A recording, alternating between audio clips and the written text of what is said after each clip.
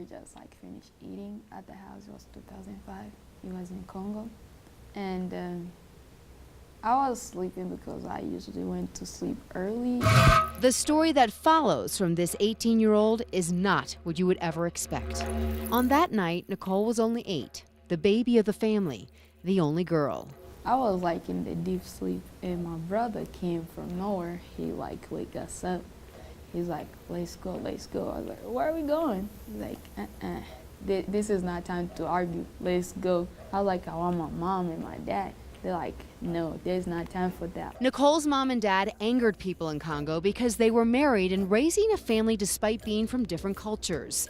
That night, rebels barged into their home with guns. Also hard, wandering through the forest for months without shoes or warm clothes, always searching for food. One of her brothers got sick and died during the journey to Tanzania, where she and her other brothers spent 4 years in various refugee camps without a father or a mother to care for them. Just thought she was somewhere. That's what I always tell my brothers. I don't think she's dead. I feel like she's somewhere right there and waiting for us to go back to see her. They're always like, nah, you just have the kid mind. You be watching too much movies. Life did get better for Nicole and her siblings when they were brought to Denver and started a new life with a woman who had watched out for them in the refugee camps.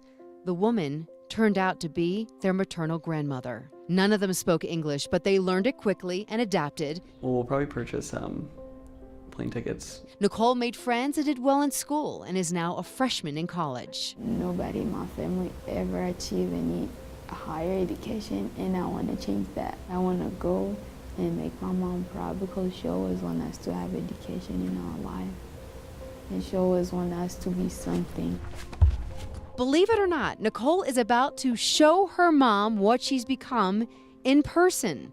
Her mom survived that night in Congo, and as miracles happen, the two have found each other. Here's how. This lady came from Uganda, and she had a Facebook and everything, and she was checking around like people she was living with in Uganda.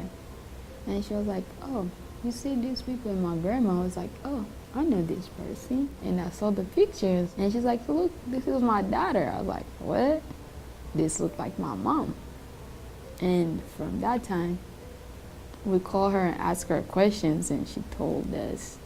So we found out that's the same person. Nicole and her mom, Betty, were reunited on Skype this past summer. Betty had not seen her daughter in 10 years. It was exciting and like crying time. It was like good and bad time too. It was so exciting and tearing around.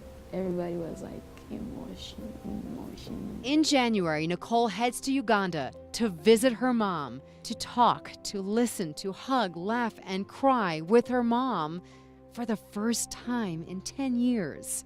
The Denver-based Global Livingston Institute is working out the logistics of the trip. GLI is dedicated to improving communities in Uganda, where Betty is caring for orphans. Children like Nicole, who struggled for love and comfort for so many years.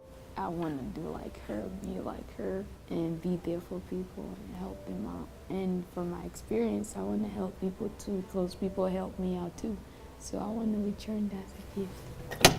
There is a whole lot of lost time mother and daughter need to make up for during Nicole's upcoming 2-week stay.